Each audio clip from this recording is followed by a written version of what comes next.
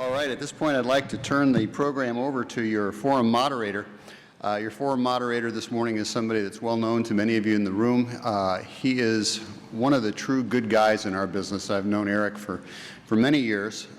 He is bright, he's intelligent, he's insightful, and he's always a good time to be around. What many of you may not know about Eric is that he is one of the true heroes and patriots in our business. Colonel Stallmer has one of those strange Army Reserve military occupational specialties that we can't even say what the number is without putting ourselves at risk of somebody coming and grabbing us. But suffice to say that in his service, he has been on the leading edge of insertions into some of the most incredible hot spots that our nation has found itself in the past decade. And it is truly an honor for me to call this man my friend. And I know that he has enjoyed the tremendous support of his employer, Analytical Graphics, in this endeavor over the many years. So would you please welcome your master of ceremonies for the rest of the day, Eric Stallmer.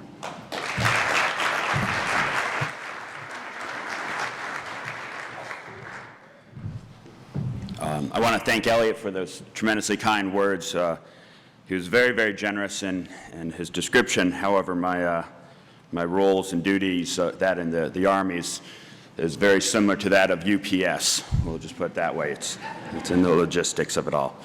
I really want to thank everyone for being here today. I mean, we have an outstanding crowd once again this year, and I think that's a great case in point of what the Maui Economic Development Board did last year in putting this forum together. Last year was an all-star cast, and I think we've just really improved upon that. So I just want to thank everyone for being here today. I've got a very enviable job today of being basically the conductor of this train and keeping it on time and I guess keeping it on the tracks as well. So I want to just keep moving it along and getting the speakers. We have just, as I said, just a great cast today, of very insightful speakers. I want to thank Dr. Austin for kicking it off and just giving just a wonderful speech and forward, timely, and extremely relevant. But moreover, I want to thank you, Dr. Austin, for your leadership in the space community, not only at the corporate helm, but what you do as a role model to so many in this industry. I don't know if people know how much Dr. Austin does in outreach to the community in the fields of STEM and getting more and more people involved in the math and science, but she's really a leader on and off the field, and I'm very, very grateful for that. Just to start off the housekeeping, as Elliot had mentioned, please text all your questions if you have questions ahead of time or as the program's progressing to the number on the bottom of the program, the 555 number. And we have a very intricate team that will field all these questions and present them to the moderators to answer or to ask the panelists and to address them that way. And we figure that's the most organized way, and then we also have a record for all this to know what areas are of interest, and we can build on that. And speaking of building on that, after lunch there will be a feedback form. If you could please take the time to fill that out. It's very helpful to us to know how we can make this program even better for next year. So there will be a form, I believe, on your chairs after lunch, and that would just, as I said, be very, very helpful. So speaking about all-star cast that we have, if everyone here today is an all-star, we lead off with one of the captains of the team of this great the speakers today. It's really a privilege and an honor to be able to introduce Doug Lavero to the group. I'll just read very quickly his bio, but I know some of you have it, but some of these things should certainly be highlighted about Doug. Member of the Senior Executive Service and SES, and he's also the Deputy Assistant Secretary of Defense for Space Policy. In this role, Doug is responsible for establishing policy and guidance to assure the United States and its allied warfighters the benefits of space capabilities and help guide the department's strategy for addressing space-related issues. He also leads the Department Intergovernmental Activities Space Cooperation Office. Many of you guys know Doug from his previous position as the Executive Director for the Air Force Space Command, the Space and Missile Center, where he was the Air Force's Deputy Program Executive Office. And it was there that Doug was responsible to the commander for the development and deployment and the sustainment of all Air Force space systems. Doug has a wide range of accomplishments that is too detailed to get into, but I was reflecting on his bio for a little bit. And in an event like this, there's always a great opportunity to network with people. And when you network, you try to find a common interest or a common thread that you have with that person. Well, if any of us that have gone on to college, you know that the branching on the alumni is so effective.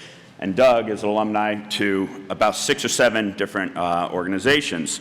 The Air Force Academy, University of New Mexico, where he got a master's, Auburn University, University of West Florida, where he got another master's, an MBA, a graduate from the ICAF in the Industrial College of the Armed Forces, as well as the Kennedy School for Government. So somewhere along the line, you probably have some sort of educational link to one of those institutions with Doug. He's also a newly triathlete, as we were talking about, and his goal is to outduel his younger daughter, and he's given her a spread that I won't describe to people, but it has something to do with age. But most importantly, what you need to know about Doug Lavero is that of the 30,000 people that work in the Pentagon, not on a furlough day, then there's only about 138 people on furlough Fridays. Of all the people there, Doug is possibly one of the nicest people that you'll ever run into in the halls, avails himself to everyone, offers insight and advice to any that come and ask, and always makes time for whomever. And that is what I think makes Doug the kind of person that he is and the leader that he is. Without further ado, Doug Lavero. Okay, let's see. First of all, I know the issue. I've been told that 10 times this morning I am overdressed, so first things first, I'm going to strip. Ladies, avert your eyes. So, put on the lei, try to make this work for me here. I take off the tie, but then you wouldn't be able to hear me because the microphone is sitting on my tie here. We're also going to try a new thing. Everybody's got these iPads. I've got this Windows 8 computer, so we'll go ahead and see which one actually holds us in good stead here. Okay. First of all, I guess I need to give the obligatory aloha, and thank you again, Eric, for the kind introduction. I got to tell you, Eric mentioned my triathlon attempts recently, and actually he told you that I've given my daughter a spread, and it had to do with minutes and age difference and things like that. But the fact of the matter is that she and I love competing together, and officially, even by the clock, we are now 1-1. I've got her on 1, and she's got me on 1. So the next year will be the one we actually see who can go ahead and take home the prize. Let's see. Let me also thank the Maui Economic Development Board for sponsoring this for this forum. That's fantastic, and for sponsoring me down here to talk to you. I think this is an incredibly important topic. Juan has already told you that. But from the Department of Defense's standpoint, from my standpoint, nothing could be truer. This is a critical element of everything that we do in space. Space situational awareness is the foundation upon which all of the rest of our space capabilities are built. And it's clear that this is something that we have a long process to go ahead and work on before we go ahead and get it right. Now, let me tell you, there's 2 people in this audience today who, as I begin this talk, who do it with a little bit of trepidation. First, that's me. You are all SSA experts out there. I looked at the agenda for tomorrow. There are topics I can't even pronounce, much less understand. So who am I to go ahead and sit up here and talk to you about SSA? But, I kind of figure you're going to give me a break. You'll be nice. You'll be polite. Hopefully, if I make mistakes, you won't correct me too badly. But the guy who's really worried and has real trepidation about what I'm about to do up here today is the guy sitting in this front seat right here, Frank Rose. Okay? Because let me tell you, Frank and I work everything about hand in hand back in D.C. He works on the state side. I work on the DoD side. And every topic Frank is involved in, I'm involved in. And I happen to have Frank's speech right here. Frank, it's a damn good speech. Okay? I mean, you don't mind if I use it, do you? Now that's, so Frank's going to be sitting here. If you see him typing away, it's going to be because I stole all his thunder. No, actually, I am grateful that Frank shared his speech, and it was important so that I can actually give you folks 2 different perspectives, one from the DoD side and one from the state side. Now, let me talk a little bit on that DoD side. The theme of the panel that we're about to go ahead and start on is called Space policy implementation. And that's a key aspect of what I'd like to speak about today, because as you all know, we issued a new U.S. space policy in 2010, and quite frankly, if you read through it, it's really a pretty good, really insightful look at what this nation needs to do in space to go ahead and keep its lead amongst nations, amongst all the spacefaring nations who will participate in space. And that's a fantastic document. We followed it up a year later with a national security space strategy, and again, very insightful, very clear-minded approach to the issues that we face. And yet what we've lagged on, where we seem to be having problems, is implementing that policy, and nothing could be truer than in the area of space situational awareness, how we are lacking that implementation. And so that's what I want to talk to you a little bit about today. I want to talk a little bit about implementing space situational awareness as envisioned in our national space policy, our national security space policy. And I'm going to frame that in 3 different areas, and that's SSA data sharing, and SSA data fusion. Now, some of these you'll find common to what Wanda just spoke about, but from the Defense Department's perspective, I want to give you that sense of it. Now, before I do that, I want to talk a little bit about the problem in space. Who can tell me the 3 C's about space from space policy? I'm sure there's somebody out here who can tell me what the 3 C's are. Frank, you don't get to say. So, anybody care to venture it? Just competitive. Paul Graziani, my good friend up front, said it: contested, competitive, and congested.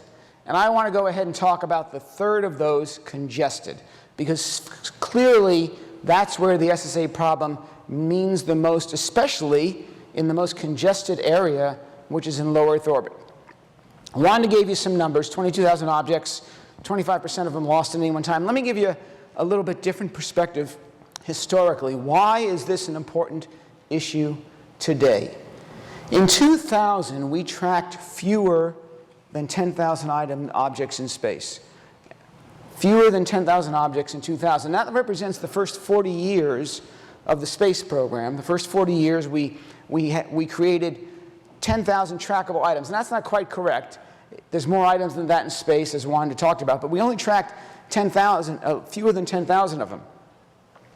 4 things happened between 2000 and today that raised that number to about 22,000 tracked objects.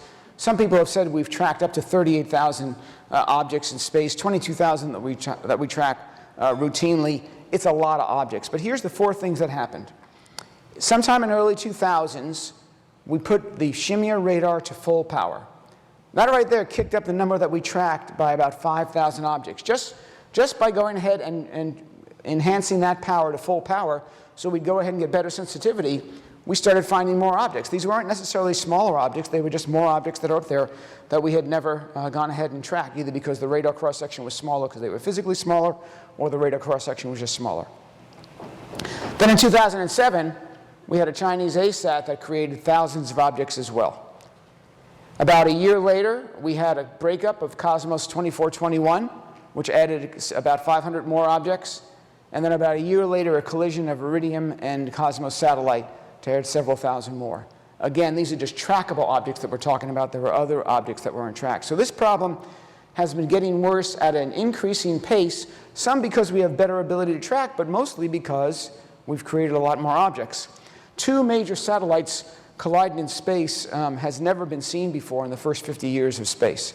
Not intentionally, at least. We have done that, or not unintentionally. We haven't done it intentionally. But unintentionally, that's never been seen before, and that is likely to go ahead and become more the rule in the future if we don't go ahead and do something about it. And we'll talk about how we do things about that as I go through this today. So that's the context of the problem. That's why congested has risen to the forefront as one of the major things that we need to go ahead and deal with in SSA. Let me talk about what efforts we're doing now within the DoD, and start with SSA data. The first question I get in a lot of audiences these days, especially without the headlines in the news, it's like, Doug, if SSA data is so critical, why did we shut down the Air Force Space Surveillance System, the AFSS, the old Air Force Space Fence? and I'm sure I'll get that question again, so I'm going to answer it for you here before you have to text it 100 times and make us go through it. Okay? So clearly there's a budgetary reason for doing that, right? I mean, it costs a lot of money, but it's not just about budget. It's not everything is about budget. That is a concern, but it's not about budget. The fact of the matter is, in certain respects, the AFSS is really more trouble than it's worth. For a lot of reasons. Let's face it, it was a great system when it was built in 1961. Heck, I was only built slightly before 1961, and I'm getting pretty old. Okay? The space fence represents technology that is decades and decades old. It's not able to track the smallest objects, so it can't really go ahead and detect the things we're really worried about. More than that, it actually adds to the confusion, because the AFSS only goes ahead and gives you a minimal amount of information from which to figure out what an object is. It doesn't create an independent track off the object. It basically gives you an angles-only radar return. And so somehow all of this data needs to flow in to the JSPOC to try to be sorted through. And it's got more data coming out of the FSSS because it tracks everything that's large enough. It's got more data coming out of that than all the other sensors combined. And so as a result, it creates a lot of confusion and doesn't measurably add really to our understanding. And we've seen that Air Force Space Command has said, you know, we can probably go ahead and get just as good or better data with more information provided as opposed to just data from simply changing operational paradigm for both Eglin and Cavalier. And I agree with them. I think they've got that right. So shutting down the AFSS, while it reduces the amount of raw data, it doesn't necessarily reduce the amount of information we've got. There will be more objects that we lose because only AFSS can really go ahead and see them on a routine basis.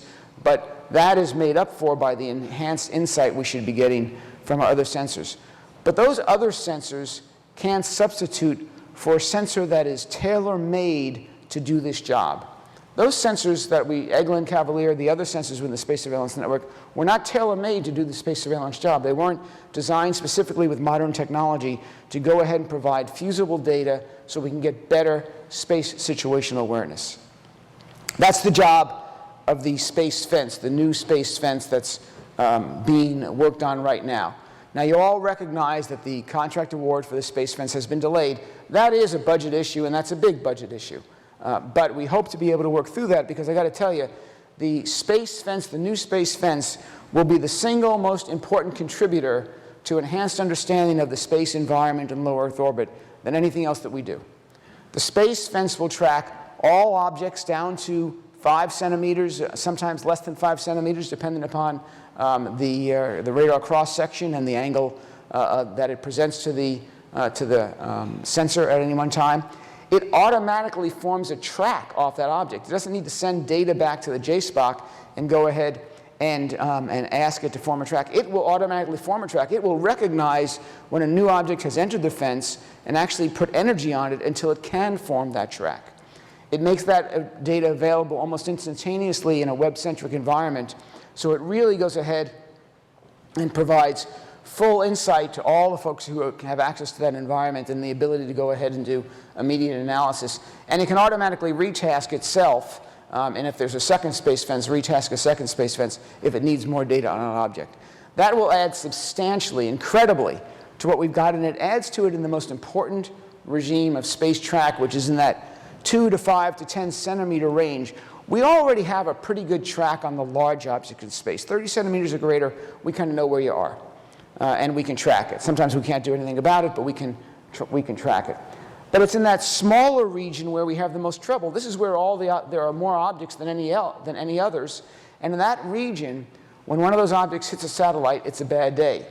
Now, people tell me, well, Doug, you know, you got hundreds of thousands of objects, 500, some people estimate 600,000 objects in the total space region, if you're talking about more than like a half millimeter all the way up to 2 centimeters, 3 centimeters, 4 centimeters. And they're right.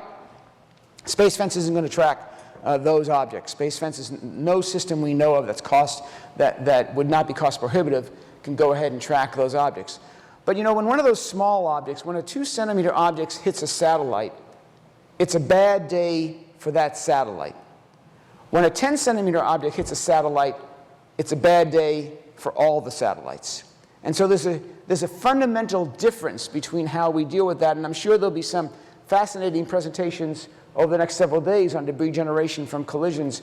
But in a layman's sense, that's the big difference. You're not going to save every satellite from being hit by debris because you're not going to track the small debris, but we're going to save a whole bunch of satellites from further debris creation if we can go ahead and track the objects in the 2 to 5 to 10 centimeter range. So a critical aspect of our space fence. But even one geographic location or two geographic locations can't do the job, so we need far more than that to go ahead and do space track and SSA, and that's something the US alone is not going to afford. We recently signed an agreement last year with Australia to go ahead and put a C-band radar in the southern hemisphere so we can get more observation of what's going on in the southern hemisphere. It helps to fill the hole. And that leads to the second portion of what I want to talk about, the second topic, which is SSA data sharing. SSA data sharing led between the State Department and Stratcom is how we go ahead and make this a group game, a team sport, as opposed to a US-only sport. To date, fundamentally, as General Kaler likes to say, it hasn't been data sharing, it's more like data giving. We go ahead and have a space surveillance network that the US runs, and we provide that data to the rest of the world. What we want to do is bring everybody else in. There are many, many nations who are developing space sensors, and there's a huge volume. What was the number that Wanda used? 73 trillion cubic miles? Was it trillion or billion? I can't remember. I think it's trillion cubic miles. A huge volume of space that needs to be served, and we can't do it alone as a nation, but we can do it through SSA data sharing. And it's not just data sharing with nations, it's data sharing with industry as well. Stratcom has signed about 35 agreements with industry partners who can tell us where their objects are, when their objects are having anomalies, can kind of start to weed through the unknowns of what's happening in space. And they're in active discussion with many, many nations. They've already signed 2 SSA data sharing agreements, the first one with Australia and the second with Japan this year, and more are on the way. And it's through this global effort of SSA data sharing that we're likely to go ahead and be able to get all the data we need, combined with things like the space fence, be able to go ahead and get all the data we need to actually provide a much more responsive, a much more complete, a much more timely view of the space environment. But all of that is information, but it's not necessarily usable information yet. The third component of SSA, and the third thing we're doing in the Department of Defense to implement our SSA vision, is data fusion. You know it as JMS, the JSPOC mission systems. This is a critical component of everything that we're doing for SSA. The JSPOC mission systems has already delivered increment 1 of its capability. It's on track to deliver increment 2 in about 3 or 4 years, and beyond that, more increments will be defined. It is the net-centric, responsive, modern architecture to go ahead and deal with the SSA problem. It's the foundational stuff that we need. Now, what's neat about JMS is it's built in theory, and I say in theory because I've heard the SOA approach many times in my career, and I've never actually seen it work perfectly. But the baseline architecture is an open architecture for JMS, and that invites individuals like yourselves to go ahead and build applications that we can go ahead and host in JMS. The second increment of JMS, which will come up to speed in 2017, 2018 timeframe or thereabouts, will have replaced the functions of we have today in the SPADOC plus more. But there's so much more that can be done with the data. As all of this data starts to flow into the JSPOC, as all of this data is collected by multifaceted sensors, some of them space track sensors like we've just talked about, some of them other sources of information, that data needs to be analyzed, correlated, understood, and acted upon rapidly in order to go ahead and really mitigate the problems of debris collision and conjunction that we are trying to go ahead and address today. And so that's going to require many, many different applications, many different ways of doing it. I think I saw, just reading through the topics for the conference just over the next 3 days, at least 4 or 5 or 6 applications that would be tailor-made just to go ahead and enter into the JSPOC, just to enhance the way we do collision prediction and COLA predictions already. And that's just from the titles. I'm sure there are more. So this is a key element of the whole strategy is data fusion with an open architecture where we can continually enhance that architecture with new applications as we get smarter. This is a complex problem. SSA is a very complex problem, as Wanda described. It is probably one of the biggest data fusion efforts that we will have done within the Department of Defense, other than the similar kind of problem in cyberspace. And in cyberspace, we have a similar problem of taking a lot of varied data, putting it together to try to understand what's going on in intelligence. In space, we have the same thing. The only difference in space is we have so little access to the data. It's very hard to see the data and to go ahead and sort the data before you can actually analyze the data. So this is a key issue for us as we move forward. So we're working on implementing space policy through three things: creating more SSA data, doing that through both new systems and through SSA data sharing, and fusing that data so we can understand and be responsive to the needs of the space environment. I thank you all very much for your attention this morning. I look forward to answering your questions. I think we're going to probably do that as part of the panel here. I'm not exactly sure. Eric or will possibly correct me. But thank you very much, and it's great to be down here in Maui.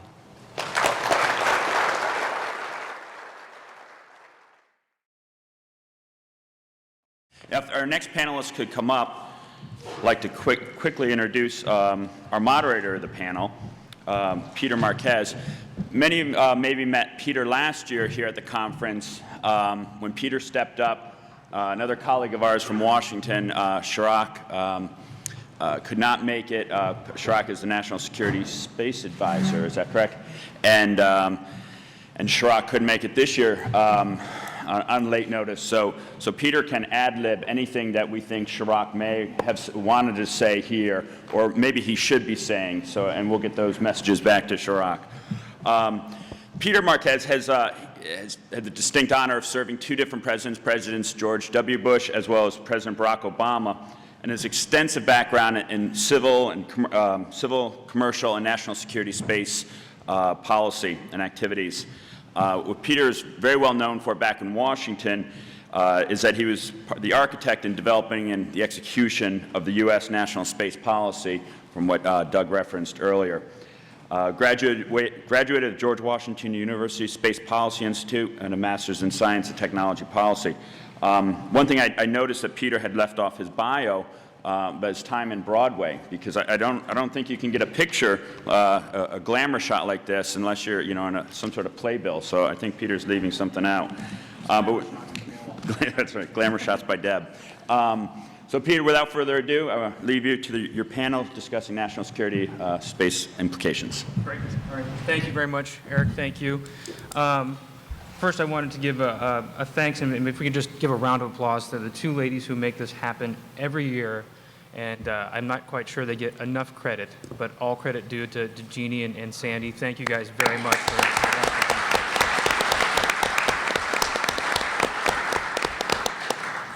And to Kirk Lewis, who always somehow gets this motley crew together and gets the right ideas and thoughts on the table. And Elliot, thank you for your remarks. And Wanda, if she was still here, it's an honor to actually be in the same group as Wanda, and she's just a tremendous lady. I think I speak for most of us that she's just a pleasure to know, and she's a leader in the community. I don't think I'm going to do the bios. Doug, we went through his bio. Frank, you're going to give a keynote in a little bit. Suffice it to say, though, that I've known both Doug and Frank for a very long time, and one of my first jobs in the Air Force was in an Air Force acquisition office, and had the great pleasure and opportunity to meet Doug then when he was Colonel Lavero, and spent some time working with him when he was at SMC. And essentially, if Doug is telling you something, you better stop and listen. One of the guys who I just truly respect, knows his stuff, and it's just an honor to be on the panel with him. And then Frank, when we were going through the throes of writing the national space policy, Frank and his team were just exceptional to work with. Frank is just without peer when it comes to handling international activities in the space community. He's done a tremendous benefit to our nation and working collaboratively with other nations. And again, it's just an honor to be here with Frank. I was going to be somewhat comfortable in that we were all wearing ties until the most DC of all of us didn't wear his tie. And so And Chirac couldn't be here. He sends his regrets. I talked to him yesterday, and in Chirac's position, you have other duties as assigned.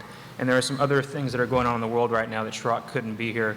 And to pull back the curtain just a little bit, space is actually the other duty as assigned in that job jar. And so he's got quite a bit of other things going on there. You get a lot of stuff thrown on your plate and it gets a little bit overwhelming. So he sends his regrets, wishes he could be here. And so what I want to do with this panel is Doug gave an excellent address. Frank's about to give another one after this panel is over. I think we're going to skip a lot of remarks and really get into questions from you all. And what I wanted to do is just kind of set the stage as to the policy background of SSA, why it was in the national policy, what we were trying to execute, and just give a 2-minute kind of introduction. And then after that, if any of my fellow panelists want to chime in on any thoughts, you're more than welcome to. Otherwise, you can push right to questions. But when we were writing the policy, we had a few principles that the leadership, and Frank remembers several of these from DCs and PCs that, oh my, if they allowed booze in the Situation Room, it would have been phenomenal. But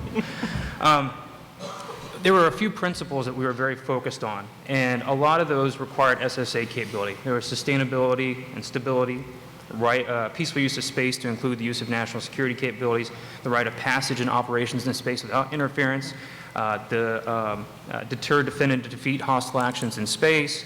And the only one I didn't mention out of the principles is talking about a robust commercial space sector, but I'll get into that in just a second as to why that's important. Then from the principles flowed the goals of what the U.S. was trying to achieve. And there were 3 specific goals out of the 8 that really addressed, that were really enabled by SSA. Expand international cooperation, strengthen stability, and increase mission assurance and resilience.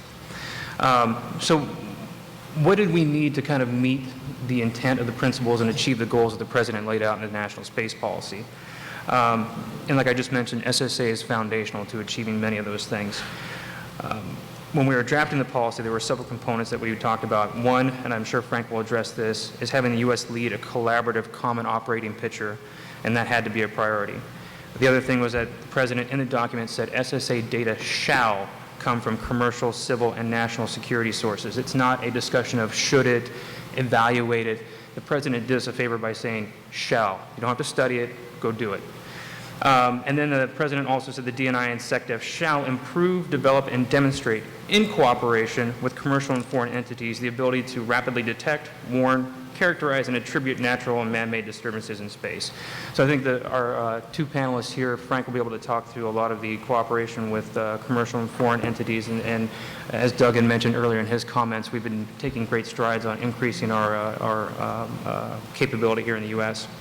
So very briefly talked about what the principles and the goals were of the policy, but let me go back and ask a question that a 4-year-old would ask. Why? Why those principles? Why those goals? Why does it all matter? And that's because SSA and the goals and the principles that we had in there are all foundational to U.S. national and economic security. The reason you do SSA is not for the sake of doing SSA. You do it because the foundation of U.S. economic and national security advantages is based upon a very fragile filament of space capabilities. You break that filament, you lose a ton of economic capability and a ton of national security capability. So SSA was a way to determine if that's your foundation in the U.S., how is my foundation doing? How's the environment around my foundation? And so that's what you needed to do that. The final thing that I wanted to just briefly discuss, and Frank knows I could go into an all-day discussion that would make you want to peel your face off about deterrence theory. But without SSA, there's no deterrent capability. Unless you can attribute a hostile action, then there's no deterrent. If an adversary knows that they're not going to get caught, then they know they're not going to get punished. So with that as a background, let me turn it over to you all, to Frank and to Doug for any other comments or thoughts. And if I'm off base, I know these gentlemen well enough that they'll say, Peter, you stayed up way too late last night. What did Stallmer have in his room that was... So anyway, thank you very much. And I don't know if you guys had any... Well, Peter, let me just be very, very brief because I'd really like to get to questions. First, Peter, Doug, it's a real pleasure to be here with both of you on the panel. I can remember getting the emails at 3:30 in the morning from Peter as we developed the National Space Policy, and then seeing him at 7:30 the next morning at a White House meeting. So I really do agree with Doug. I mean, I think the National Space Policy really hits all the right notes with regards to the changing space environment. I give a lot of talks all over the world about space policy, and one of the things that I come back to again and again is the changing nature of the space environment and how much the environment has changed over the last 50 years since the dawn of the space age. And with these challenges, it's very clear to me, and the President in his intro note to the space policy says very clearly that these challenges cannot be solved by one nation alone. And Doug talked about this in his keynote speech, is that in order to deal with the challenges we face, we are going to have international cooperation. And there is no area in the space arena which is more pressing on SSA coordination than SSA. I mean, SSA, though we in the United States have the best space surveillance system in the world, we cannot track everything on our own, and we need help. One of the things that I have been doing over the past 4 years in my current job is working very closely with the Department of Defense, STRATCOM, National Security Council, and other agencies and departments to increase cooperation on outer space issues, including SSA. I think we have made some progress. I think there's a lot more work to do over the next several years, so I'm going to be very, very busy. But again, I think we're moving in the right direction. So let me just stop there. I'll be happy to answer any questions either on this panel or on my keynote panel in a few minutes. Doug? Great. Thanks, Frank. Thanks, Pete. One thing to add to what I've already said, and just briefly, because Peter mentioned it on the economic aspect of SSA. I was looking back into the history of the FAA recently as we try to think where we're going in space traffic management. And it struck me that really the FAA grew up as commercial air transport grew up. In fact, it was after the war, precisely in 1956, when two commercial liners crashed over the Grand Canyon, that folks realized we needed a federal process to go ahead and deal with air traffic control. There had been a lot of federal legislation before that, the Civil Aviation Act and other things as well, but it was when we started to have collisions in the commercial aviation sector that we recognized that really to enhance that commercial business, to make the skies safe for economic development, we needed a federal structure to go ahead and enhance it. The same is true for space. Wanda mentioned 50-plus nations or 60-plus nations that actually go ahead and fly spacecraft. That's only the tip of the iceberg if you look at the number of universities that fly spacecraft. If you look at the kind of commercial space entrepreneurialism that we see today, and I'll talk a little bit about entrepreneurialism tomorrow, where people are going to be launching things into space that have nothing to do with governments. They all need a safe environment through which to fly in order to go ahead and enhance their economic value.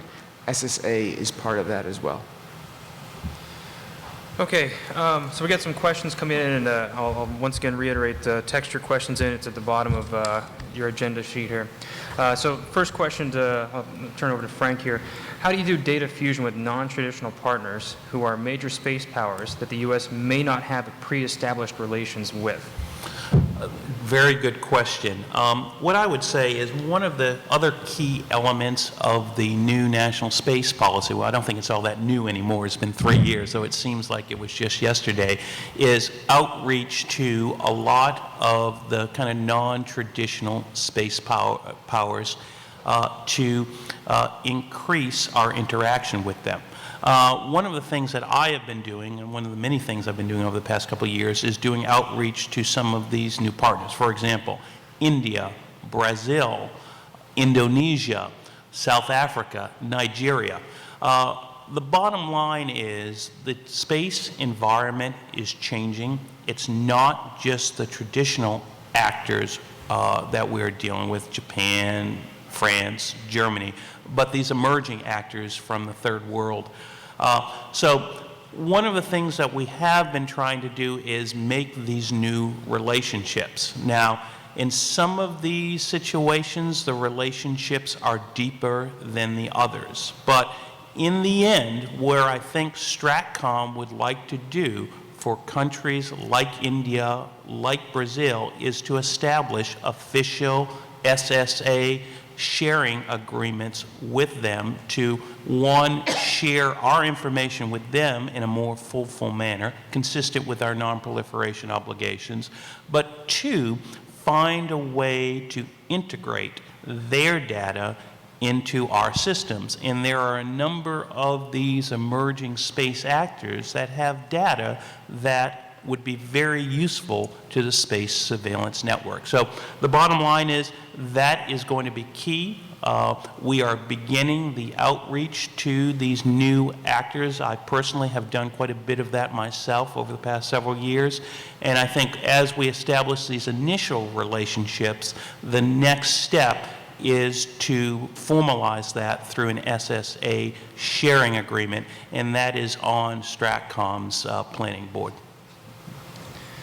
Can I take an aspect of that? Yeah, absolutely. Yeah. Let me add to what Frank said there, and I got to tell you, Frank is underselling his accomplishments significantly. He has done a fantastic job of outreach to all of these nations. I think he spends more time with folks on the road than with his own family, and it's absolutely paid off in spades on the kind of relationship we've developed with many, many nations. It's not quite frankly just friendly nations. You know, we seem to think that somehow we're going to have a hard time sharing SSA data with nations that may not be so friendly to our objectives in space. Why should we think that is any harder than sharing ship tracking information around the world? We all have navies, but we all have a vested economic interest in making sure ship traffic is safe.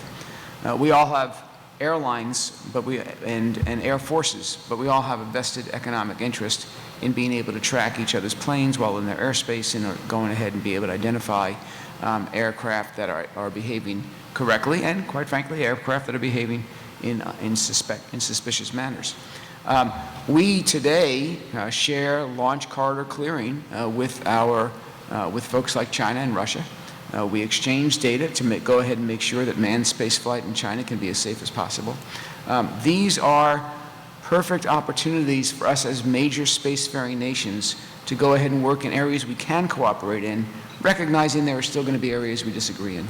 The Department of Defense is every part of that. The State Department is the lead for all those kind of things, and really most of those openings have been created by Frank and his team as we go forward.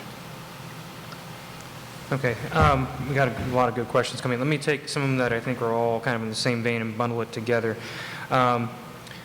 Question is what does the future of space-based space surveillance look like? But then I'll make this more difficult because, as Frank and Doug know, I like to make things a lot more difficult. For space-based SSA, what does that architecture look like? But also, how do you start to include commercial providers of space-based SSA? And who has the lead for integrating or even interacting with commercial entities who might have the opportunity or ability to provide SSA data? A lot of questions packed in there, but Sure, I'll kick it off. Thank you for making the question harder than it was, Peter. it's a gift.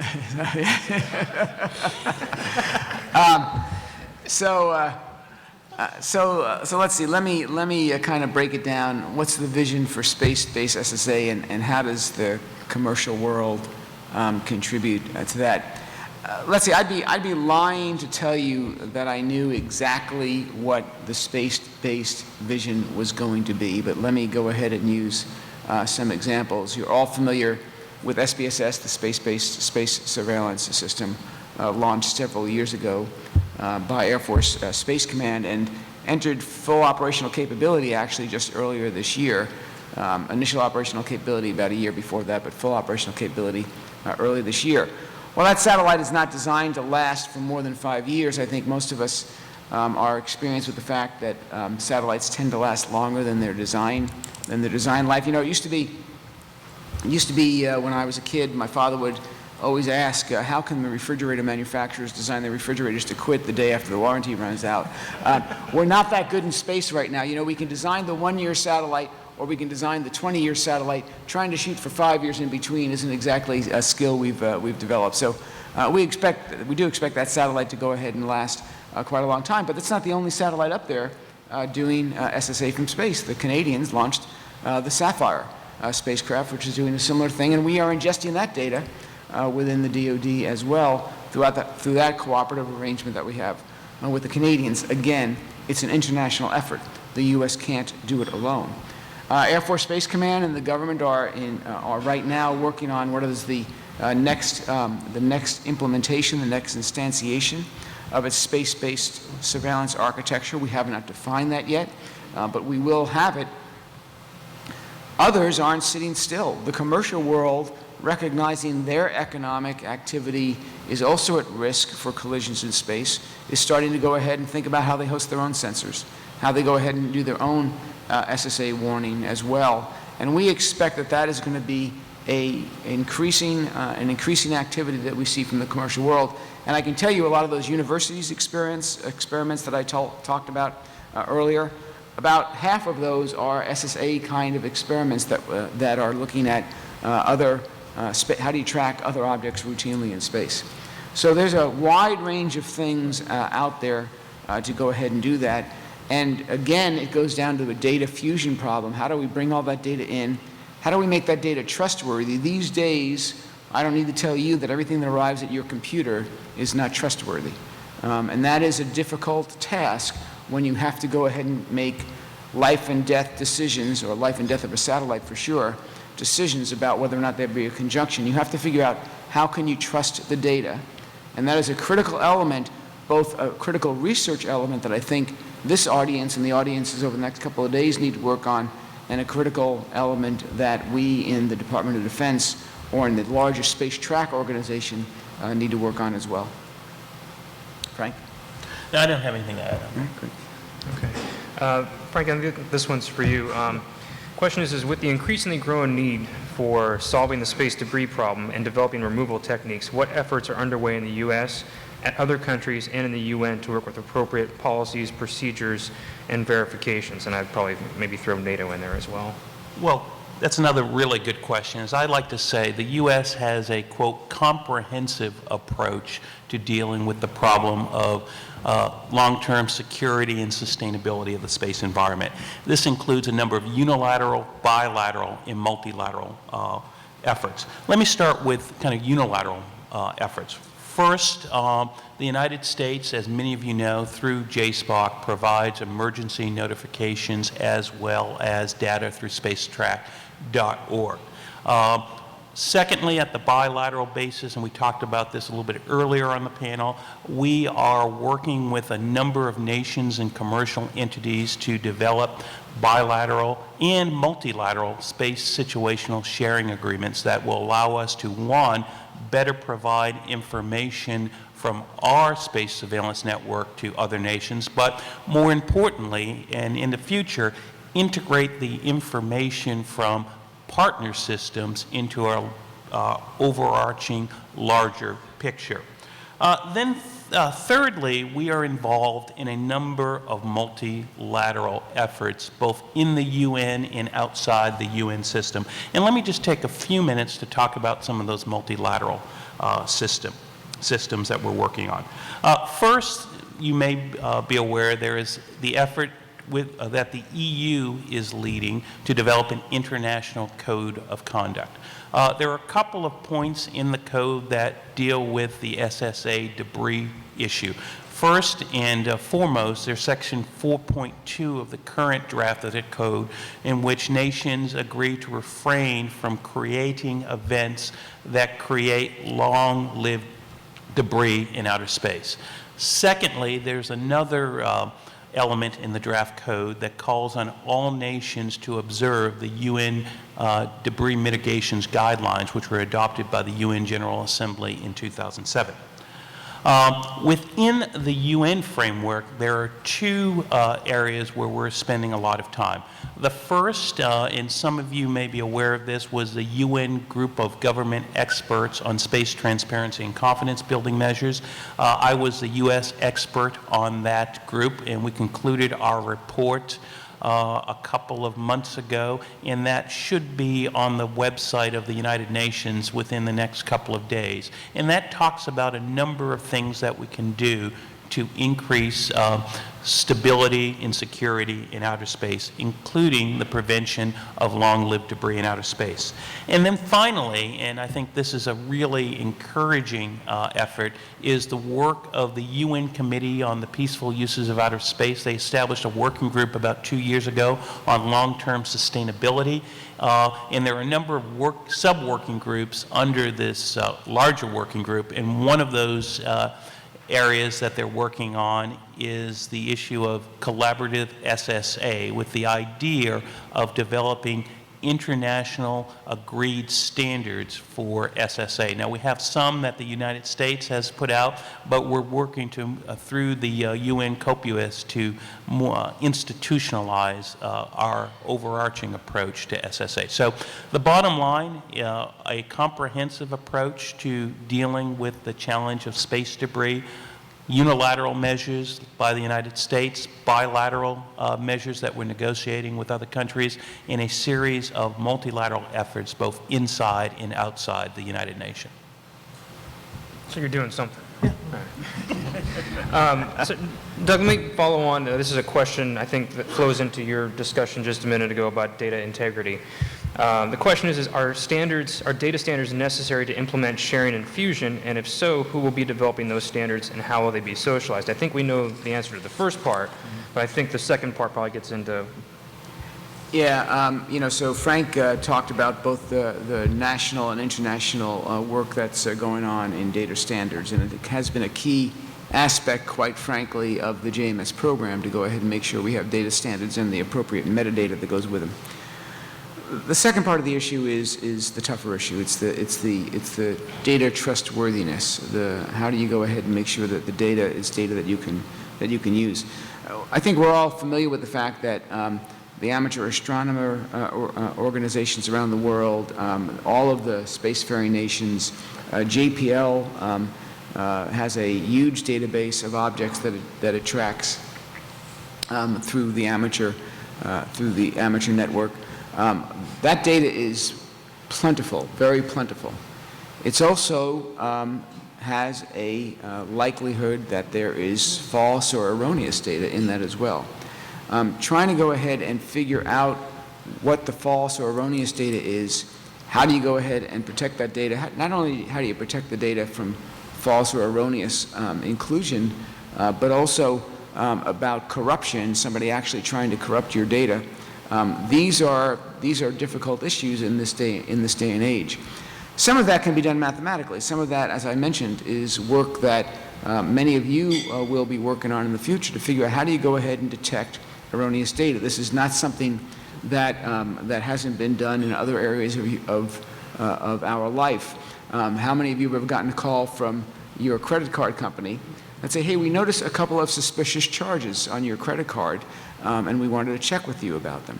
And probably about 80% of the time you were in some place that you'd never been before and bought something you'd never done before, and it was okay and that was a legitimate charge. But there's a 20% of the time when indeed, just by using typical data cross-referencing tools, the credit card company has indeed detected an instance where the data coming into their system, and this is just like SSA data, it just happens to go ahead and be transactional data.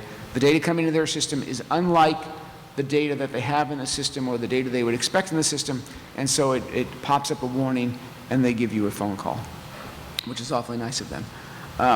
The same can be done for SSA data. Now, it's a little bit tougher, especially if you have somebody who's intentionally trying to go ahead and corrupt your data. They will go ahead and enter things that are not easily found. But that's part of the research work that we have to do, is how do you go ahead and pull that erroneous data, that false data, out from the true data? How do you make sure it wasn't just a maneuver, that it was indeed false data? How do you know it wasn't the result of a breakup that you hadn't tracked yet? Those are not easy questions. They're not easy research questions, and there'll have to be an interaction as you go ahead and get that data.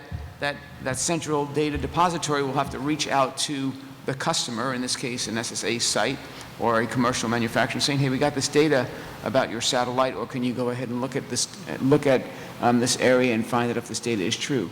So it's that kind of a relationship we need to go ahead and adopt. That is not going to be easy. I think Wanda was the one who first mentioned this is pretty difficult social engineering in the space regime, because in the space regime we haven't had to go ahead and have that kind of interaction before in our history. We've been able to do that mostly on our own. In the future, that's not the case. We're going to have to figure out how to trust data and how to go ahead and set up the standards to allow the trust of that data. Next question here is, space situational awareness is essential for preventing collisions, but it also allows us to identify and potentially remove space debris. Should debris removal be given more attention than it has already received, and why or why not? Now, I'm going to bias this a little bit. I don't think this is a question of programmatics or technology. This is a policy discussion, and I know in the creation of the National Space Policy, we had some rather robust discussions about how far we lean forward on debris removal activities. I have a bias. I think we got it just about right in the National Space Policy. I mean, I don't think there's ever been a National Space Policy that's been more perfect than the one that we put out. Peter, you're so modest. Nobody's disagreeing. See? Nobody disagreed. I'll check to see the notes coming in here now. Anyway, so Frank, I mean, your thoughts on debris removal? And Yeah, well, Peter, I think you're absolutely right. You're always right. I mean, Here, let me just... You're always right. This is an issue that we did address at the top level in the National Space Policy. Oh, this is good. I'll give you the rest of those. Basically, one of the implementation actions in the National Space Policy is to look at this issue of debris removal. As I always like to say, there are a number of political, legal, technical, and security issues associated with active debris removal. Somebody once said to me, they said, quote, one person's debris removal system is another person's anti-satellite weapon. The challenge with debris removal is the capabilities are inherently dual nature. So I think this is something that we in the U.S. government have just begun to look at. This is going to be led by the National Security Council and the Office of Technology Policy at the White House. But we're really at the early parts of this. But there are a number of, like I said, very difficult policy issues that we need to address in this review, which has just begun. Additionally, I mentioned a few minutes ago the UN Committee on Peaceful Uses of Outer Space has this long-term sustainability working group. Active debris removal is one of the agenda items on the agenda for UN COPUOS, but I think it's, again, like us, they're very, very early in their discussion. And when the UN Committee on Peaceful Uses of Outer Space provides a report in 2014 or 2015, I think they'll touch on this at the surface, but again, a lot of work. One of the challenges and one of the things that I'm a little bit personally concerned about in this area is that technology may be ahead of the policy. And this is something where, again, we have a number of countries, a number of private actors which are developing these technologies, and right now we don't have a good regulatory framework, a legal framework to address this. So it's a really important issue. We are not where we need to be in addressing this issue right now, both from a national perspective as well as an international perspective. Let me give you my personal opinion here and not the opinion of the U.S. government. My personal opinion on this issue is that if a decision is made to move forward with active debris removal, I think there are going to be two elements that will be key in order to prevent misperceptions and mistrust. First, any type of activity needs to be very fully open and transparent. Two, I think if there was ever an issue or a program where international cooperation would play an important role, it's this. A lot of work to do on this issue, but it really a critical issue that we're spending some time on. Thanks. First, let me disagree strongly with Frank. Peter is not always right. I remember quite clearly one time Peter thought he was wrong, and it turned out he had been right, so he was wrong.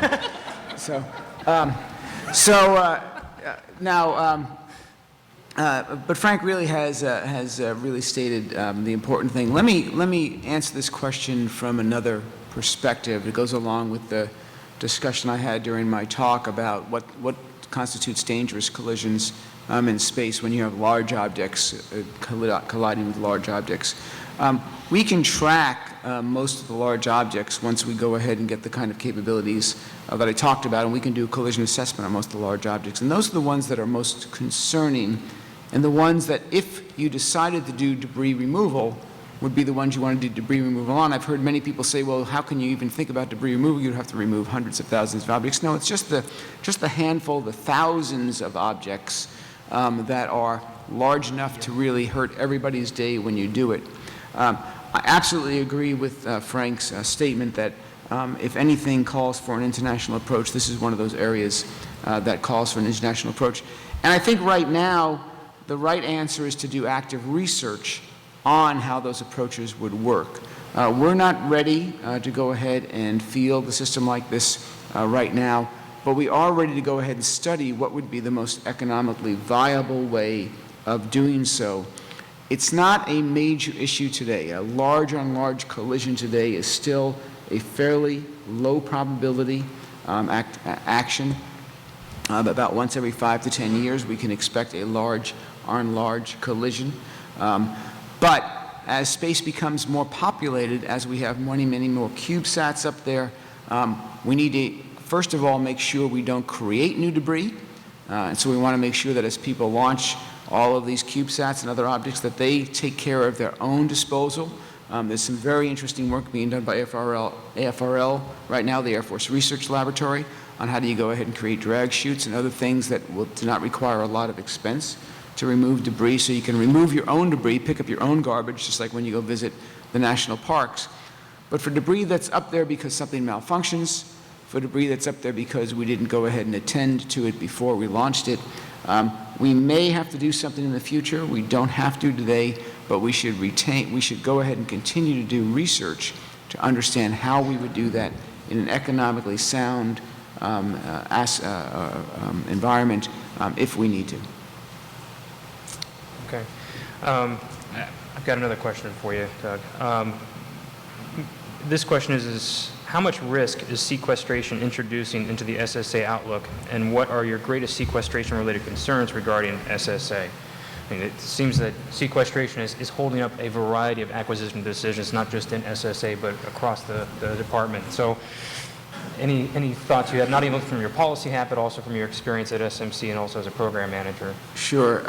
You know, it's funny. I guess I've said this several times in private, and again, as Frank said, perhaps it's my personal view, not a departmental view. But sequestration can be just as much an opportunity as a hindrance.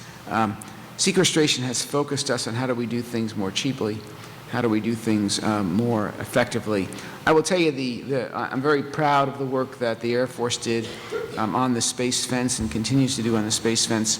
When I entered the scene at SMC in 2007, that was predicted to be a $7 billion plus project that would never be bought. Right now, it's estimated at far less than that, in the area of $1.5 billion for space fence. And as we look to the future where there is sequestration, there are many space projects that can be equally trimmed and will be equally trimmed because our focus is on the right thing, which is how do you do things in space in a viable economic condition. You know, there are some areas where the department will choose to go ahead and back off. There's an active discussion as to how much we do in terms of the department, in terms of space weather sensing. Should that be something that others can do just as ably as the Department of Defense? There are some areas where the commercial world has gone ahead and and moved forward where we can now go ahead and get those services for much less expensively than we would have if we had a government-owned and developed system. Just need to point to two areas, commercial SATCOM and commercial launch, as two of the areas where the commercial world is making those missions more accessible in a lower budget environment. SSA is one of those areas where I think the government's still going to have to do much of the heavy lifting, but not all of the heavy lifting. Creative partnerships with the commercial world who have front row seat on the process and an interest in the process is a way to go ahead and attack the issue. We don't have to do less in space, we just have to spend less in space, and that's a challenge that I think the department can deal with. I'm going to combine a couple of questions here about the national space policy. One is question is for clarity, when was the best space policy written? The answer to that is June 28th, 2010 was when it was released. I think it was actually signed 10 days before, so for trivia's sake, I think it was June 18th it came out of the Oval. But the more serious question somebody put in is, the policy is great, but why has implementation of the shalls been so low or so slow? It's a fair question, and as a policy guy, you often look at these things in frustration as you go through with all of your colleagues and put together a list of things that you want to do, and then real life comes in and kind of hijacks the schedule. I would equate it to when you were a kid and the Sears catalog or the Toys R Us catalog would come out, and you would sit there and you circle this one and circle that one and go, if only I had these things, I would be the happiest child in the world, right? And then mom and dad come in and say, oh, that's great. We can't afford that. Your dad has to get headshots and glamour shots for his bio. There's a variety of things that are going to start to come into play. I can't make it to the store because I got to take your brother to soccer practice, so we can't, so life happens. Budgets get in the way, schedules get in the way, real life incidents and things get in the way of implementing policy. It doesn't mean that there's been any less of a desire to achieve those objectives, but getting there has taken a little bit longer than it needs to. Chirac has his hands full. I think I've told this story before. The first time I went to Japan in Chirac's old position, or Chirac's current position, I walked into a meeting in Japan, and there was my counterpart, who is the director of the Office of National Space Policy. And he walks in with 10 people from his office. And I sit down, and he said, well, it's good to meet you, and I'm very sorry that you were the only person that could come from your office. And I said, no, we're all here. And so it struck him as odd that here he was in a new office leading up Japanese space policy, and he brought in part of his office that included 10 people, and I was coming from the White House, and it was just me. And so we kind of all have to play catch-up ball and tag team trying to get the efforts done. Frank has a variety of other things in his job jar besides space.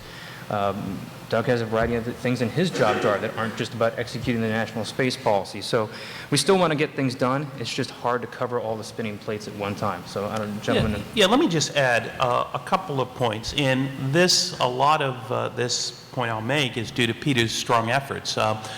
The Obama administration national space policy was one of the first policy reviews that we got out of the Oval Office. Generally, in previous administrations, they put out a new national space policy in the 5th or 6th year of the administration. So one, showing you the importance of space is the national space policy, I think right after the Missile Defense Review, was the second major policy review that came out of the Oval Office.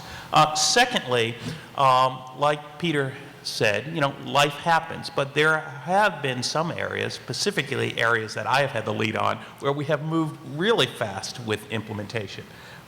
One of the key implementation items coming out of the national space policy from the State Department's perspective is the policy directs the State Department in conjunction with the interagency to pursue bilateral and multilateral transparency and confidence building measures. And that's really what we have been doing over the past 4 years.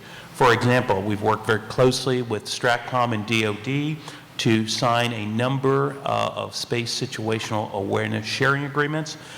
We have established at least 15 bilateral space security dialogues with nations around the world, with traditional partners like Japan, the United Kingdom, Germany, but with new partners as well, like India, South Africa, and Brazil.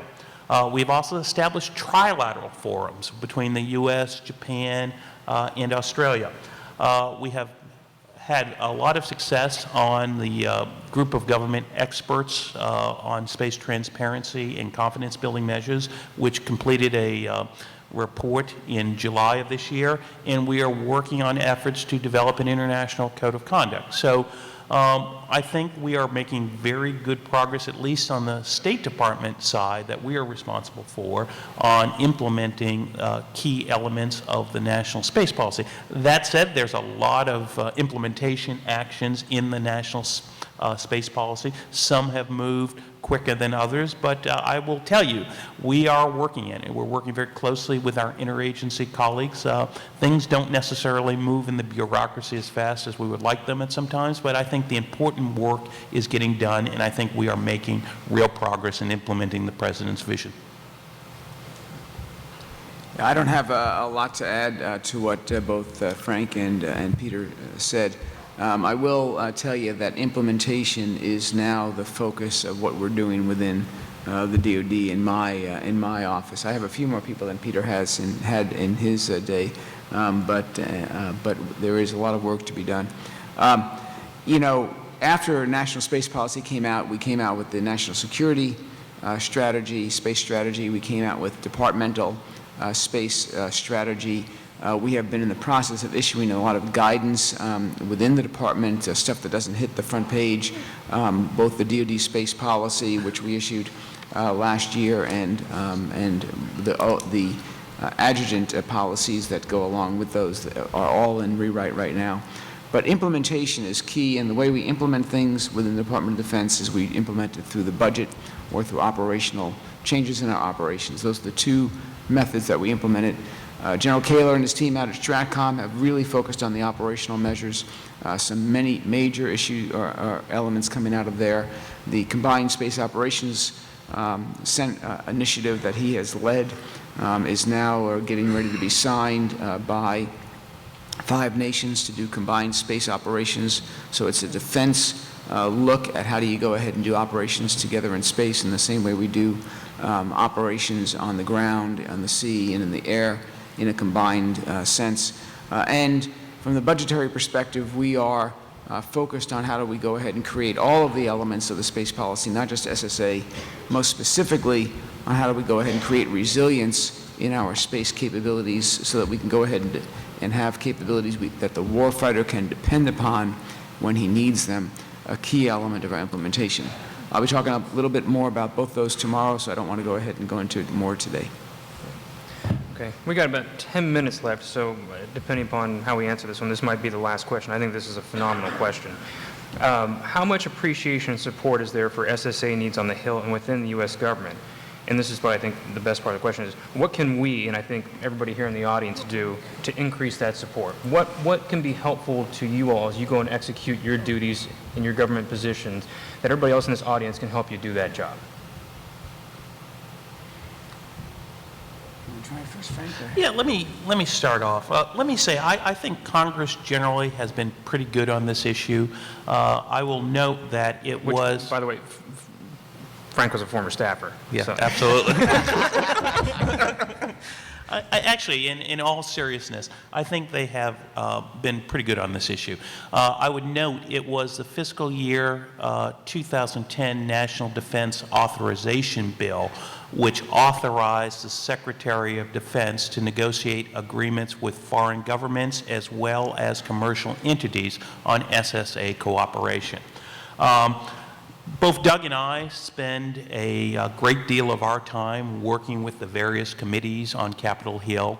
And one of the key things that we have tried to, points that we've tried to make to them is the changing nature of the space environment and how important SSA capabilities are to dealing with the threats to the space systems, both man-made and natural threats.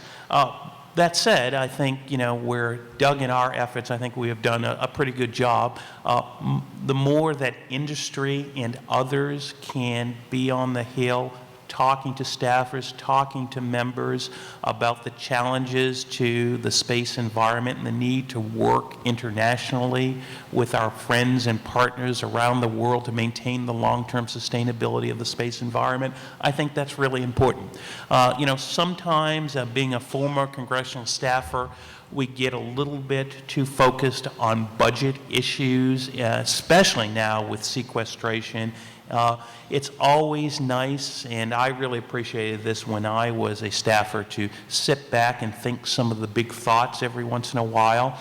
And when I come up there, people are interested, but sometimes they don't necessarily see what I am doing as relevant to kind of the budget picture. But I always make this point, is fundamentally, what I am trying to do and my team is trying to do is to maintain the long-term sustainability of the space environment. And that, at the heart of it, is a national security issue, but it's also an economic security issue. And it's in our interest as a government, but I would say as a human community, because I really do take this issue seriously, is that I really do believe, as Secretary Clinton said in January 2012, the long-term sustainability of the space environment is truly at risk from space debris and irresponsible actors. And unless we take action to reverse these troubling trends, I think it's going to have significant consequences for us all. In his talk a little bit earlier today, Doug talked about low Earth orbit.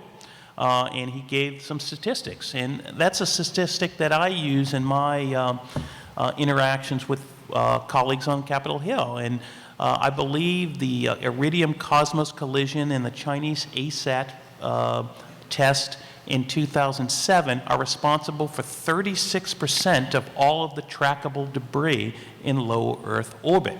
And what I tell people on the Hill and in the international community, we as a human community that is dependent on space cannot really stand another couple of collisions or events like that in the next 5 or 10 years. If we were to lose access to low Earth orbit, if we were to lose access to some of the other orbits, it would fundamentally change the way we operate as a human community. So I always I know when I'm on Capitol Hill, everybody wants to talk about budgets but one of the things I think it's really important when you talk to people on Capitol Hill is to put the budgets in a larger perspective. And I think that's where we in the State Department try to kind of fill a gap, is talking about the need to work with our friends and partners around the world to maintain the long-term sustainability of the space environment.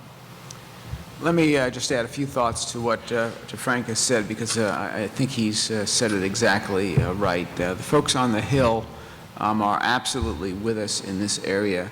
I don't know if we've proselytized them or they've proselytized us, but one way or the other, we have a shared view of the importance of SSA. We don't share a view everywhere in space, but in SSA, we share the view of its importance, of its foundational aspects that it brings to everything we do in space. Whether you care about space defense, whether you care about civil science, whether you care about space exploration, whether you care about commercial activity, it all is empowered by SSA. It goes back to that FAA example that I used earlier.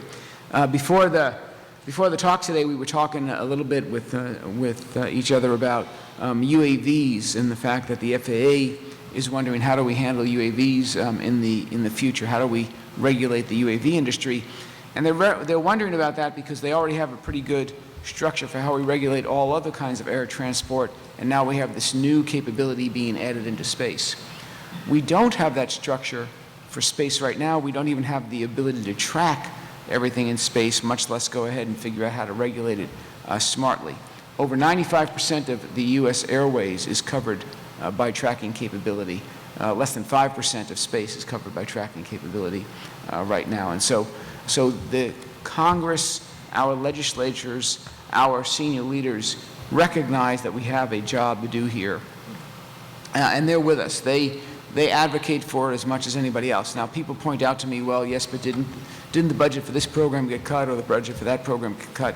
Yes, that's true, but typically those cuts aren't made because people don't support the program. Typically they're made because the program didn't spend the money it was supposed to spend in prior years, or because a critical need arose where some money was needed.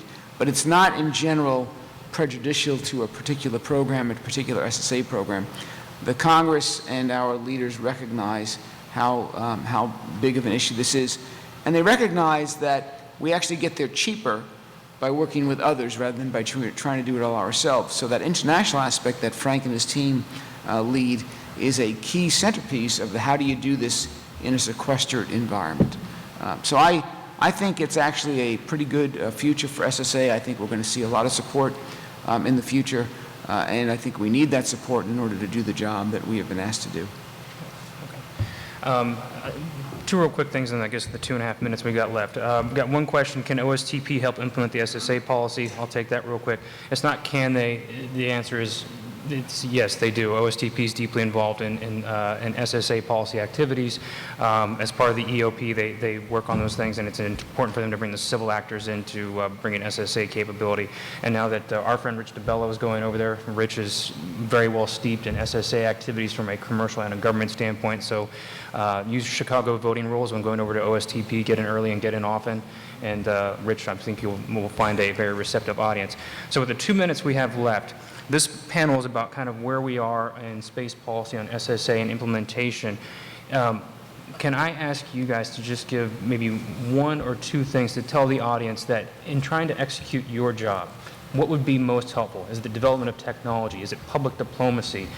Is it data integrity? What things can the folks here in this audience do to help you achieve the SSA objectives of the nation?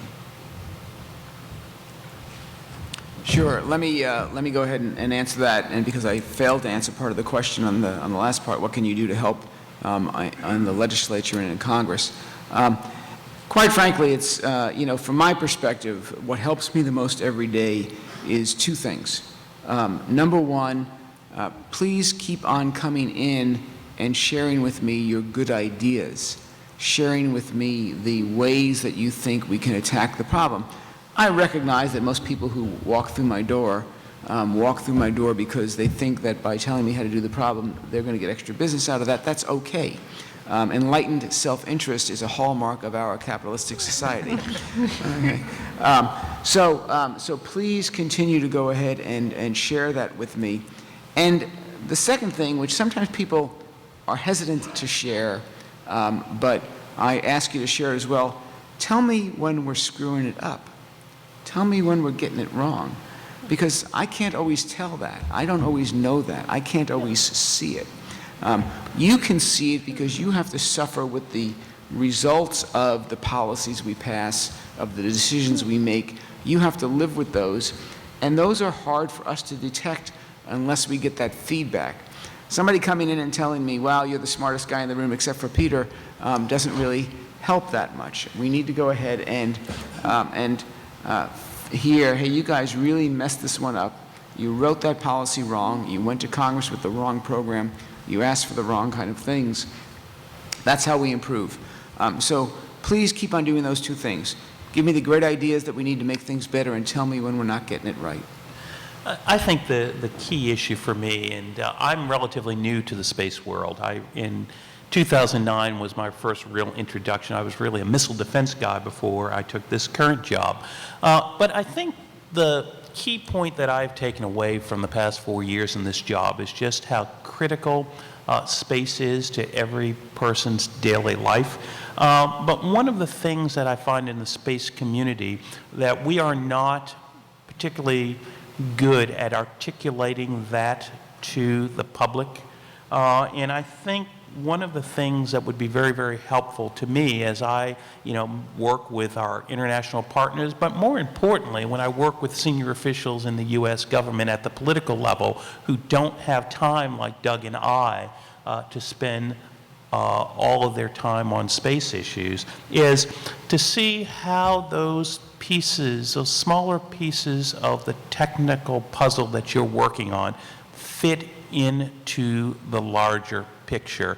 And, you know, one of the things that I would recommend is when you meet with members of Congress, when you meet with staff, when you meet in public diplomacy or public forums, is that your presentations are focused on the impact of space on people's larger lives. Because sometimes, again, and I think this happens in every community, you get so focused on kind of your piece within the context of your community. And I think space is just so important to everyone in the world. I think we as a community need to be better at articulating why space impacts every other piece of society, because when you actually sit down and look at it, it really does, from cell phones to credit card transactions to television. And unless we take action now to, in many ways, reverse some of these damaging trends that Doug and I and Peter have talked about this morning, it's going to have fundamentally negative consequences for all of us. So that would be my request. Great. Well, thank you, gentlemen. You can't get any more right than Frank or Doug. They're about as accurate as you get. So thank you, gentlemen, very much. A round of applause for our panelists here. Thank you, guys.